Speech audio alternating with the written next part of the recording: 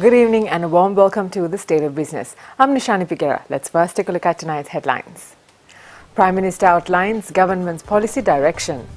And prominent economist says Sri Lanka should soon adopt paperless trading mechanism. In tonight's top story, Prime Minister Ranil Wickremesinghe made a special statement in Parliament today outlining the government's policy path for the remaining 1500 days. The Prime Minister said the government aims to place Sri Lanka among the top 70 countries in terms of ease of doing business. Local businessmen will be offered a trade adjustment package until they are ready to enter global competitive markets. The Prime Minister added that the loss-making Mattala Airport and the Hambantota Port will be revived through public-private partnerships in order to cushion the debt burden. Finance Minister Ravi Karanayake says government's next budget will be futuristic and focuses on development. He rejected the allegations that allocations for health and education will be cut. ඔය විසර්ජන පනත ඉදිරිපත් කළ තියෙන පොඩි side show එකක්. අයවැය දැක්කම full show එක බලන්න. රැකිරක්ෂා ඇති කරන්න, යටිතල පහසුකම් ඇති කරන්න, එක්ස්පෝර්ට් එකේ අපනයන කිරීමේ ස්වරූපය ඇති කළ දෙන්න, ස්වයං රැකියට උදව් කළ දෙන්න, අධ්‍යාපන සෞඛ්‍යයට, ගෙවල් හදන එකට, පාරවල් හදන එකට ඔක්කොමට සල්ලි වෙන් කළ තියෙන. හිතුවට වැඩිය. මදා කිව්වේ හොල්මන් වෙන අයවැයක් කියලා විපක්ෂ හොල්මන් වෙවි මේ මොනවද වෙලා තියෙන්නේ කියලා. මොකෝ ජනතාවට සුබවාදීව සංවර්ධනයක් ඇති වෙන්න පුළුවන් අයවැයක් තමයි ඉදිරිපත් කරන්නේ. The much-awaited CORP report, which would contain details with regard to the central bank controversial bond issue, will be presented in Parliament tomorrow. Minister Susil Premajayantha said the issue related to the bond scam needed to be treated as a special case and taken up to the Bribery Commission. රාජ්‍ය මූල්‍ය සම්බන්ධයෙන් අවසාන වශයෙන් වග කියන්න ඕනේ පාර්ලිමේන්තුව. ඒ නිසා තමයි පාර්ලිමේන්තුව යටතේ පබ්ලික් එකවුන්ට්ස් කමිටි එකයි කෝප් කමිටි එක කියන දෙක පිහිටවලා තිබෙන්නේ. ඒතර මේකේ මෙතෙක් කෙරිච්ච ක්‍රමය තමයි මේ වාර්තා ඉදිරිපත් වෙනවා ඒක විවාද වෙනවා ඊට පස්සේ අදාළ අංශවලට යොමු කරනවා කියන කාරණා තමයි කියවෙන්නේ. හැබැයි නමුත් එතනින් එහාට වෙච්ච දෙයක් සම්බන්ධයෙන් මෙතෙක් දැනගන්නට නැහැ. හැබැයි මෙතෙන්දී ඒ කටයුත්තෙන් එහාට යන්න පාර්ලිමේන්තුවට සිද්ධ වෙනවා. මොකද හේතුව දැන් අද එක පැත්තකින් විශාල ආර්ථික අභියෝගයක් තියෙනවා.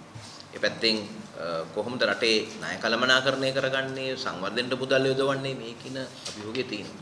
ඒක නිසා මේක පාර්ලිමේන්තු සභාගත කළාන් පස්සේ පාර්ලිමේන්තුව තුලින්ම ඒකට අවශ්‍ය කටයුතු සම්පාදනය වේවි.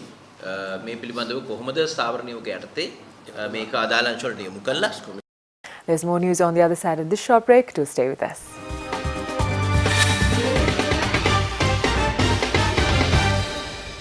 Welcome back. You're watching The State of Business.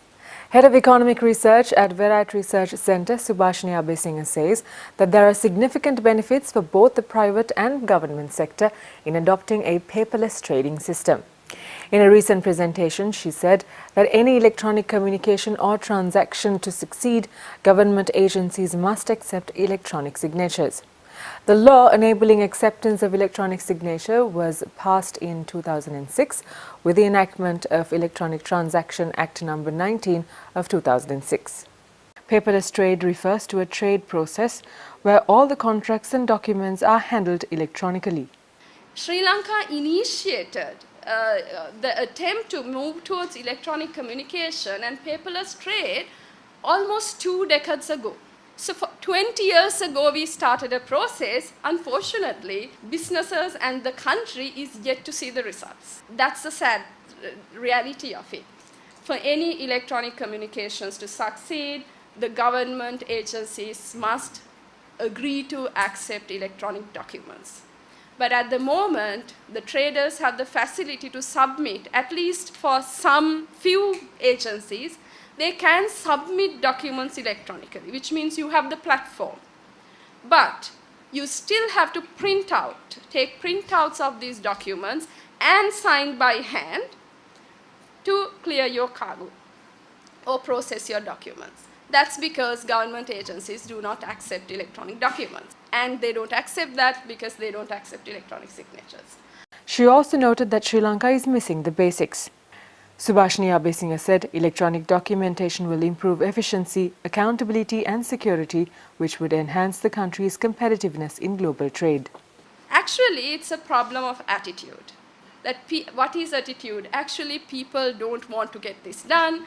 Some people will have vested interests. This system will actually make them lose the perks and privileges they have through the manual system now. We all know how trading communities have a lot of corruption, bribery, money that has to be exchanged to get your documentation done, to get your trade done.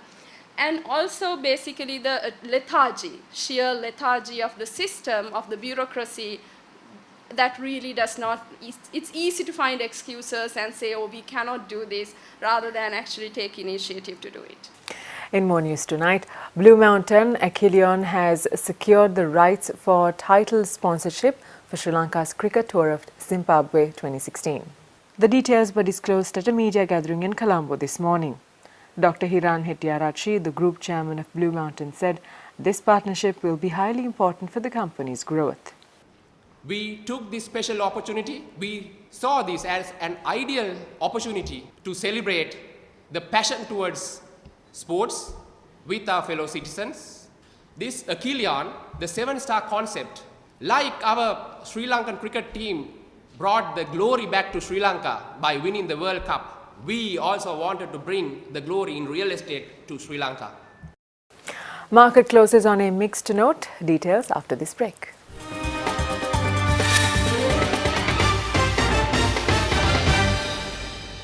Welcome back to the show. The market closed the day on a mixed note as price variations were witnessed on blue chip counters. Foreign investors remained as net sellers on equities with interest seen on Dialog Axiata, Tokyo Cement non-voting and TJ Lanka. Institutional and high net worth interest was present on Tokyo Cement and Selinco Insurance. Meanwhile, retail interest was seen on First Capital Holdings and Dunamis Capital. The all-share price index gained 3.61 points to close at 6,438.5, and the S&P/SL 20 dipped 1.76 points to close at 3,584.06. Turnover was 204.7 million rupees. The top traded counters were Dialog Axiata with 24 million rupees, Selinco Insurance with 21.2 million rupees, Tokyo Cement non-voting with 14.5 million rupees, Tokyo Cement 10.8 million rupees and TJ Lanka with 10.4 million rupees.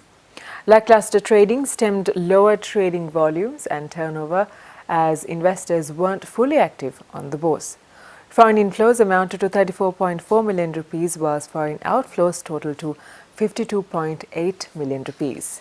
And now let's take a look at the day's forex rates.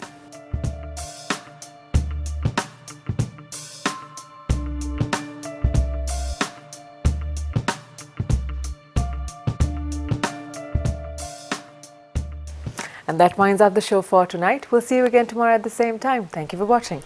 Good night.